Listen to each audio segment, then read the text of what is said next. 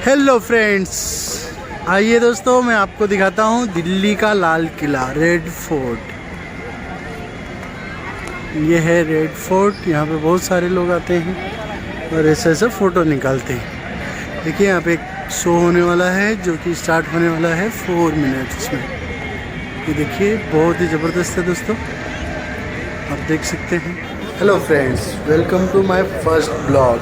आइए दोस्तों देखते हैं दिल्ली का लाल किला, दिल्ली के लाल किला की जुबानी। दोस्तों आपको दिखाता हूँ, पीछे देखिए आप। हमारी आजादी का परचम देश के प्रधानमंत्री जी फहराते हैं।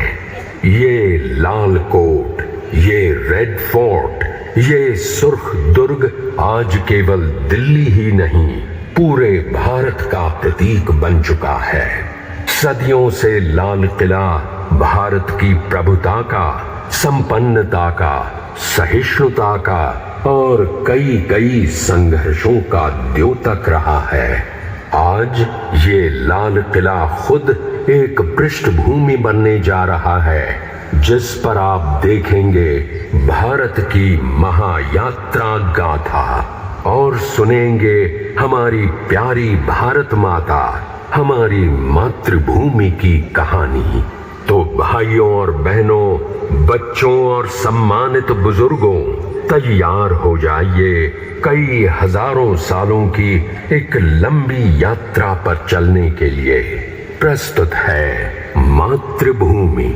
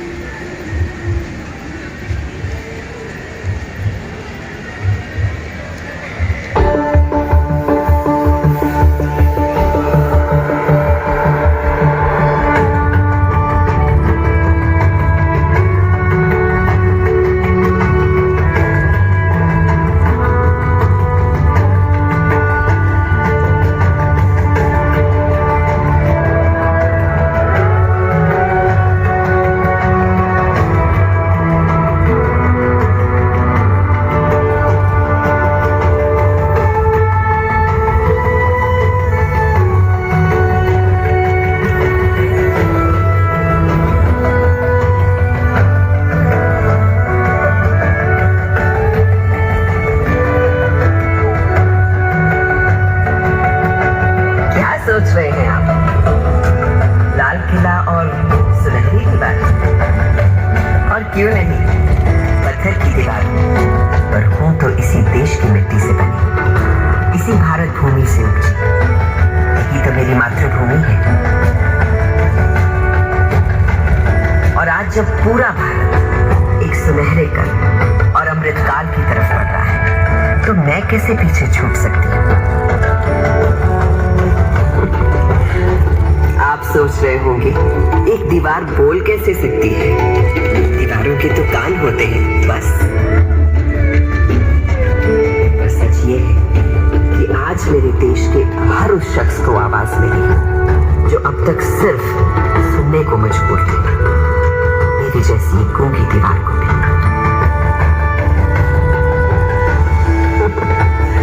ऐसा नहीं कि सुनहरा समय मेरी मातृभूमि ने पहली बार देखा।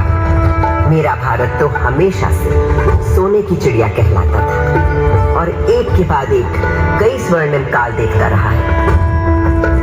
अब मेरी जन्मकुंडली ही देख लीजिए।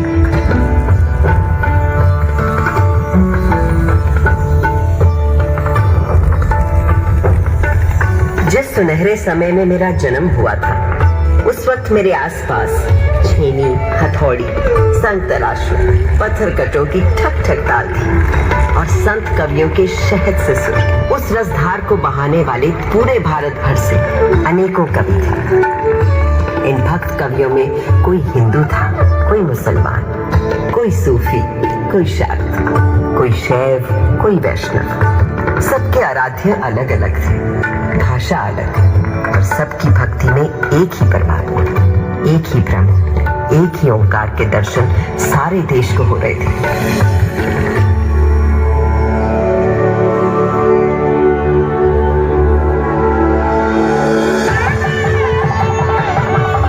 तो दिखता है हमारे देश के त्योहारों में, जब एक ही दिन, एक ही मुहूर्त, जैसे मकर संक्रांति पर खिलाते हैं अलग अलग उत्सव रंग।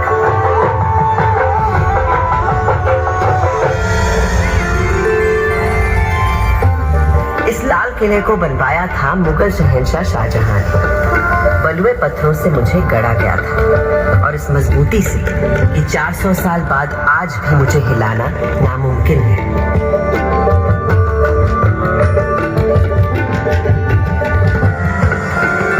बिल्कुल उसी तरह जैसे है मेरे देश के विचार, सिद्धांत, उसूल।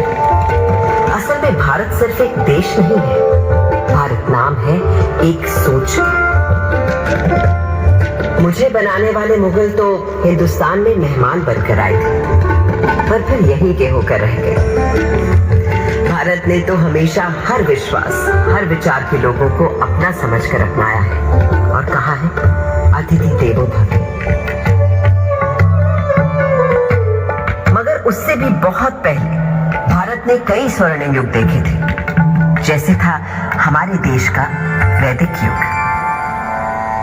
सरित सरस्वती नदी के तीर बैठे जब ऋषि मुनि गंभीर, समिधाग्नि आहुति और यज्ञ तपस्या करे हुए सब प्रज्ञ, रचने लगे वो वेद पुराण ऋग अथर्व यजुर और साम, शोध किए सब जीवन तत्व, खोज निकला प्रकृति का सत्व, जीवात्मा परमात्मा है एक, माया भ्रम से लगे अनेक, आत्मा अजर अमर अछेद, अनादि अनंत अखंड अभेद।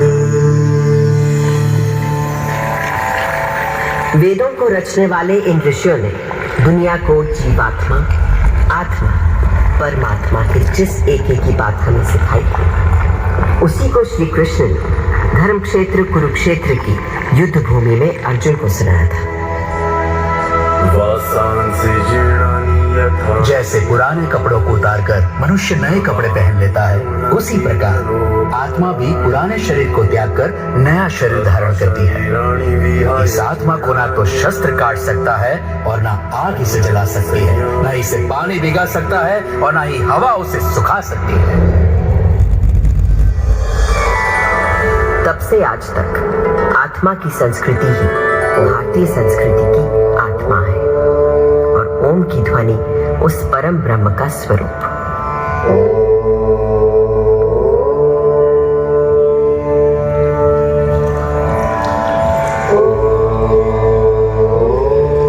आज सरस्वती भले ही आंखों से ओझल हो गई हो, पर नासा के सर्वेक्षण बताते हैं कि सरस्वती अभी तक जीवित है और अब धरती के भीतर भीतर बहती है।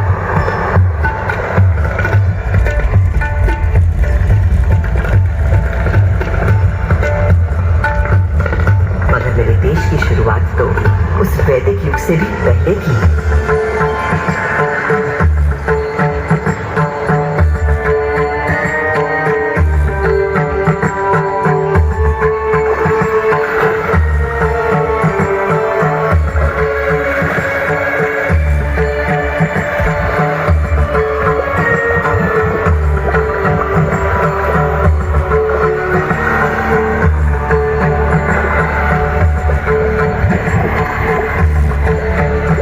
सिंधु के किनारे एक ऐसी सभ्यता उभरी, निखरी, संवरी, जो संसार में कभी भी कहीं भी नहीं देखी थी।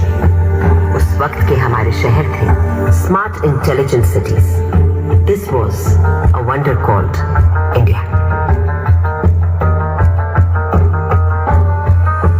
5000 साल पहले जो बुनियाद सिंधु सरस्वती सभ्यता के समय डाली गई थी, वो आज भी हमारे भारत का आधार है। संस्कृति का ऐसा अखंड अटूट सिलसिला आपको संसार में कहीं भी नहीं मिलता। हमारा देश नए को अपनाते हुए भी कभी पुराने को नहीं भुलाता। इसीलिए तो कल का भारत आज भी जीवित है और कल भी रहेगा।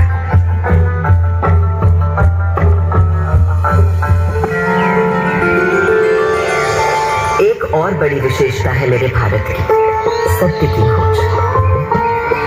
नाम का अर्थ ही है भा, यानी प्रकाश, और उसकी खोज में लगा हुआ व्यक्ति। प्रकाश यानी सत्य की खोज में केवल योगी, मुनि, ऋषि ही नहीं, सुख सुविधा में पले बढ़े राजा राजकुमार भी किसी से कम नहीं रहे।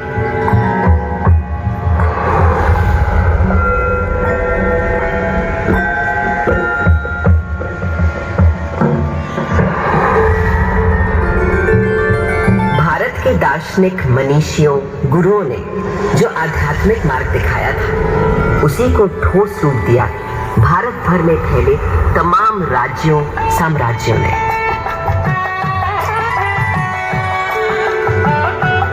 दूसरी तरफ थे हमारे अभूतपूर्व वैज्ञानिक, गणितज्ञ, खगोल शास्त्री और वैद्य। हजारों बरस पहले पृथ्वी की परिधि की सही नाप, मंगल और चंद्र तक का फासला और धरती से सूर्य की बराबर दूरी, सब बिना किसी दूरबीन या उपग्रह का सहारा लिए, केवल अपनी गणित, बीजगणित, ज्यामिति और खगोल ज्ञान से। ये उन्हीं पुरातन खगोल शास्त्रियों से मिले संस्कार हैं कि आज भारत अंतरिक्ष अन्वेषण में एक अग्रणी देश है। सहस्त्राब्दियों पहले गणादि आदि गुरु थे अणु को पहचानने वाले। फिर क्या आश्चर्य, नई दुनिया में अणु शक्ति को साधने वाले देशों में हम हमेशा आगे रहे। योग में तन से मन और मन से आध्यात्म के योग के सूत्र ढूंढ निकाल रहे थे पतंजलि जैसे ऋषि। और आज 21 जून पूरा विश्व योग दिवस मनाता है। वहीं एक विद्वान वैद्य मानव शरीर के छुपे हुए राज और हर बीमारी का इलाज खोज रहे थे। सर्जरी की भी शुरुआत इन वैद्यों ने कर डाली थी और कटे अंगों को जोड़ने के लिए प्लास्टिक सर्जरी की।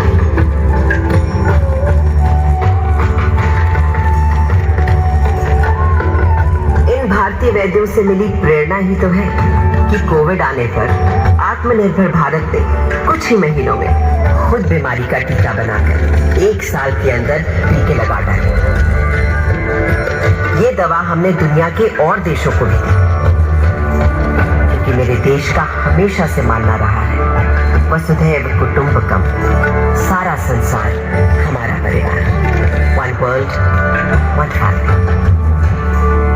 तभी से भारत सोने की चिड़िया कहलाता था और यहाँ का बेहतरीन, बेशकीमती, बेमिसाल माल और हिंदुस्तानी हुनर कारीगरी के नमूने दुनिया भर में जाते और लोगों को रिझाते थे। संसार को तमाम सामान ही नहीं, शठ दर्शन और 4 धर्म देने वाले भारत पर कई लोगों की बुरी नजर लगी हुई थी। जब विदेशी हमलावरों या किसी आतताई ने मेरी मातृभूमि के मूल्यों, धर्म और संस्कृति पर हमला किया, तो मां की लाज बचाने को मुंह तोड़ जवाब दिया भारत की जाबाजों ने। किसके नाम लूं? जैसे जरा याद कीजिए मेरी दिल्ली की पृथ्वीराज चौहान का पराक्रम। राजा पृथ्वीराज चौहान वीरों में था वीर महान, अजय मेरु से दिल्ली तक फहराता था उसका निशान। 8 बार था किया पराजित जब गजनी से आया गौरी, पर था दुर्भाग्य 9वें युद्ध में टूट गई वो पक्की डोरी। हमारे राजा पृथ्वीराज चौहान को मारने से पहले क्या आप इनका शब्द भेदी बाण का कौशल नहीं देखना चाहेंगे? जब यह बंद आंखों से केवल आवाज सुनकर ही शिकार पर निशाना लगा लेते हैं। ये अंदर क्या निशाना लगाएगा? लगाएंगे महाराज पृथ्वीराज निशाना, बस आप आज्ञा तो दीजिए और दीजिए इनके हाथ में एक धनुष बाण। चलो ये तमाशा भी देख लेते हैं इस काफिर के बर्रे से बेहतर। दे दो इस अंधे को तीर कमान।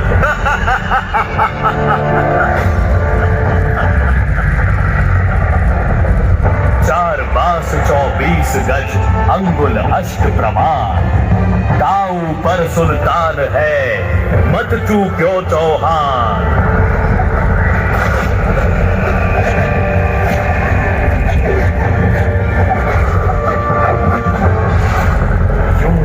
कर भी उस राजपूत ने बचा लिया भारत का मान। धिक्कार है उन्हें मरा समझो, कायर जो जिए पिए अपमान। इन वीरों के बलिदानों से ही भारत है आज बना महान। भारत के दुश्मन कभी समझ ही नहीं पाए कि वो हमारे शरीर को घायल कर सकते हैं, मार सकते हैं, पर वो भारत की आत्मा को कभी नहीं मार पाएंगे। तभी तो आज जब इजिप्ट, ग्रीस, रोम, लैटिन अमेरिका की इंका, माया, फारस की अवस्था और चीन की पुरानी संस्कृतियां सब नष्ट हो चुकी हैं, तो केवल भारत की पुरातन संस्कृति, संस्कार, सभ्यता, धर्म, विचार, आध्यात्मिकता अभी भी जिंदा है, जावेद और जागृत है। आज भी घर की पहली रोटी गाय को दी जाती है। आज भी सुबह सुबह लोग चींटियों को आटा खिलाते हैं। हर घर, आंगन, पोल में चिड़ियों के लिए दाना पानी रखा जाता है। आज भी हम पेड़ों, प्रकृति, निसर्ग को किसी देवता सा पूजते हैं और नदियों को माँ मानते हैं। और ये सब तब से जब किसी ने एनवायरमेंटल बैलेंस और क्लाइमेट चेंज का नाम भी नहीं सुना था। मेरे भारत पर एक काला साया तब पड़ा जब गोरे अंग्रेजों ने छल बल से हमें अपना गुलाम बना लिया। ये सूरत गैरतमंद हिंदुस्तानियों को कतई कबूल नहीं थी। सन था 1857। सुनो भाइयों कथा सुनो 57 की, कान खोल कर सुनो कथा है क्रांति के पहले सावन की। अंग्रेजों की धूप कड़ी थी, धरती पर थी आफत, 57 की गर्मी पाकर हिल उठी थी बगावत। सारे भारत में आग लगी थी, क्या झांसी क्या अंबाला, पंजाब बिहार अवध झारखंड, दिल्ली हो या बंगाला। वो क्रांति भले ही कुचल दी गई, पर उसी दिन से शुरू हो गया था एक नया स्वतंत्रता संग्राम।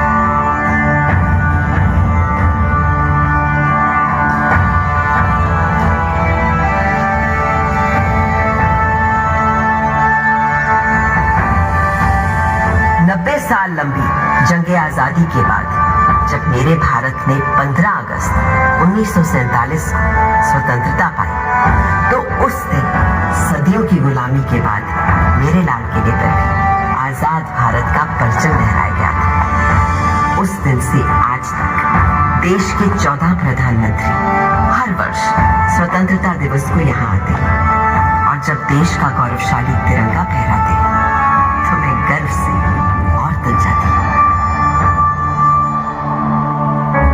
नव भारत ने था गढ़ डाला संवेशी एक खरा संविधान। सब जनगण को अधिकार दिए, थी अपने देश की सोच महान। जब भूख लगी तो हरित क्रांति कर भंडारे भर गए किसान। शक्ति ऊर्जा के पूरण को अंतोड़ गए अपने विद्वान। देश की रक्षा करने को मुस्तैद हैं अपने वीर जवान। हर सीमा पर हैं डटे खड़े, हो बर्फ पहाड़ या रेगिस्तान। जब प्यास लगी तो दूध की नदियां बहा गए अपने ग्वाले, आकाश अंतरिक्ष छूने को बढ़ चले अपने इसरो वाले। छुआ चंद्र कभी कभी मंगल ग्रह, ऐसे हैं मंसूबे अपने। भारत है करने आज खड़ा अपने पूरे सारे सपने। इस हिंदुस्तान की छिपी शक्ति अब ये दुनिया पहचानेगी, और विश्व गुरु इस भारत को सारी ही दुनिया मानेगी।